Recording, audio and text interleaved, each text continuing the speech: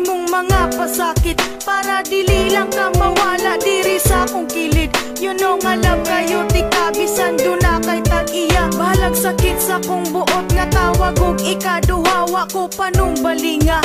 Ang ilang mga istorya nga dili daw katarong ung nagbinuang rasa kuha. Akong gipalapos ka ng tanan sa pikas tunggan, kay dili man ko gusto nga ako imong biyaan. Ako napakabuta sa tanang nahitabo, bisan ako nakabalo nga sige lang mo tagbo-tagbo. Okay ra sa ako ug wala ko nasuko, kay unsa-unta lagi gigamit ang pagkabugo. Balag unsa nakasakit, grabe nakapait. Kung gusto ka nga makita, mamaligya na gamit. Kung naminaw ka karon sa kanta nga naka-on air, kana nagpasabot na nagkanta si Beth Martir.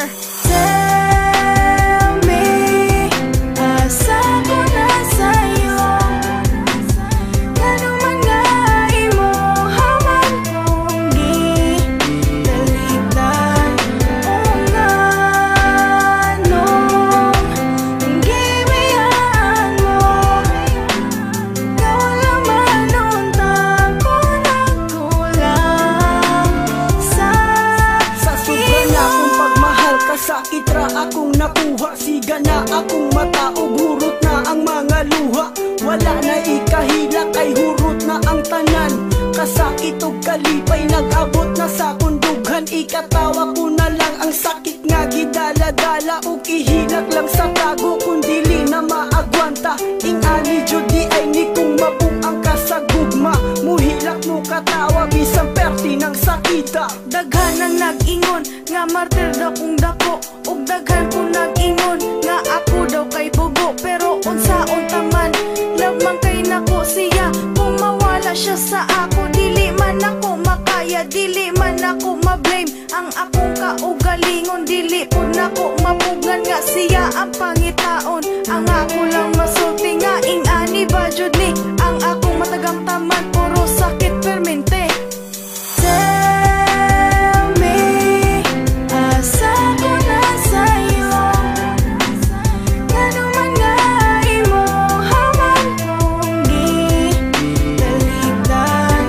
O nga nung gibiyaan mo, ikaw laman unta ko nagkulang sa Naglibog ug maayo kung unsaon ko pagdawat, kay ang gugma nimo nga full ni kalit lang og kalobat. Wala ko nag-expect nga maabot ta sa inani nga makigbulag kag kalit. Sa mali nga pamaagi ug di nimo tubago ng akong mga pangutana. Nga nung di man ka mukhang ka para di na ko mag-asa.